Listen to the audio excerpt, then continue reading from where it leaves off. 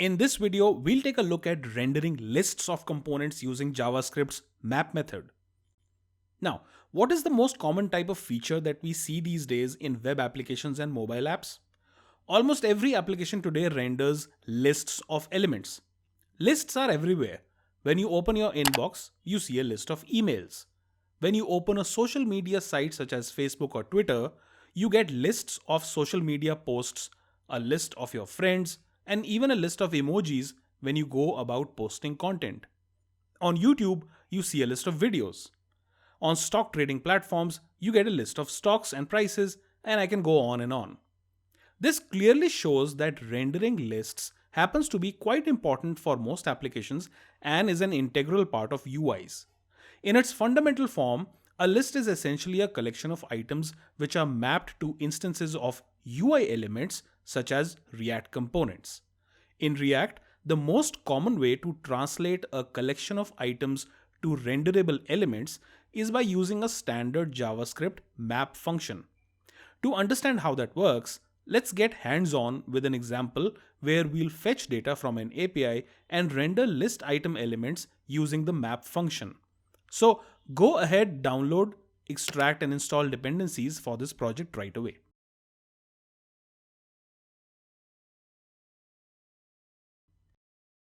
Here we have a function component named app which simply renders a div that will serve as our canvas for playing with lists. We'll first take a look at rendering list item tags. For this purpose, I'll import a component that I've included in the project named inbox. This simulates an inbox of messages that your app might need to show to the user. We'll then render an instance of the inbox component in our app like so, and you should immediately see a notification bar which says this is a message. The inbox component is a class component where we are rendering an unordered list. Currently, you can see a single list item tag which displays a message. Naturally, replicating this would produce multiple message notifications on our UI. What we need to do is fetch data and render multiple instances of the list item tag. We have a service called getMessages which exports a function that returns a promise that resolves with an array of messages from the messages array in this file. This simulates an API call. For added realism, this function resolves after a delay of 1.5 seconds, simulating network latency. Before we fetch this data, however, we need to create a state variable named messages, which we'll initialize as an array. Once the data is fetched from the service, it will be stored here, and this will be our single source of truth, which will be used to render the list item tags on the UI. We are using the class field declarations syntax for declaring our state object containing the messages array.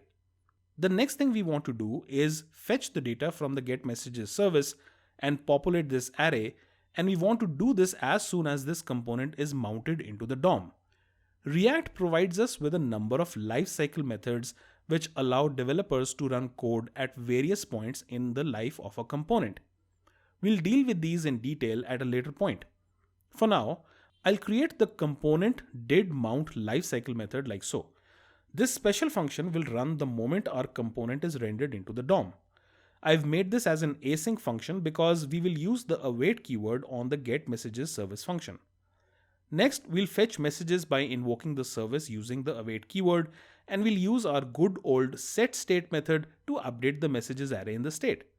This populates our messages array in the state, which means we can now use the map function to render instances of the list item element. But first, let's understand why we specifically use the map function for this purpose. When you have a collection of items in an array, the map function allows you to remodel the array based on a given function. Let's say we have a collection of employee names and job titles, and we want to produce an array with just the names of employees. By using a map function like so, we can extract just the name and produce a new array. The same thing happens in React. We get an array of React elements within our JSX template. This brings us to an important point. React allows you to render multiple items if they are expressed as an array. For instance, if I were to express an array of list item tags manually like so, they will be rendered correctly as you can see here. And this is precisely what the map function does for us. It creates an array of React elements for every item in the original array. So here, we'll first check to see if the messages array does have data to render. If so, we'll use the map function to render instances of li tags for every item in the array with the messages property as the content.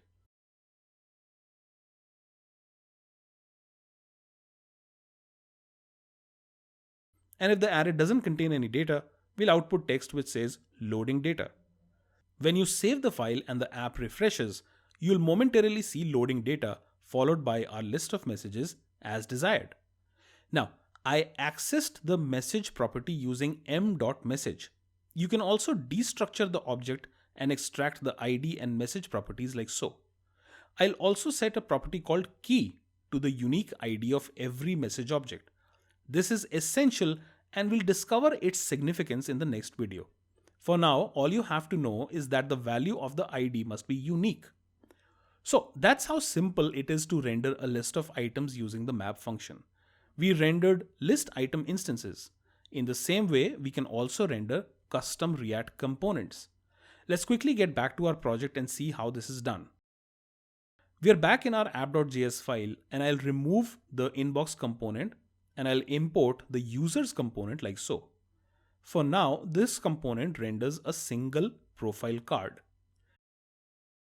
Under the hood, the users component is also a class component that renders an instance of the profile card component, which requires a user object to be passed in using a prop named data. As you might have guessed, the profile card component is a simple function component that just renders a profile card based on data that comes in through a prop named data. Back in the users component, in exactly the same fashion as our previous example, we'll create a state variable called users. And we'll use the component did mount lifecycle function to fetch users from our get users service function, which works in exactly the same fashion as the get messages service we used earlier.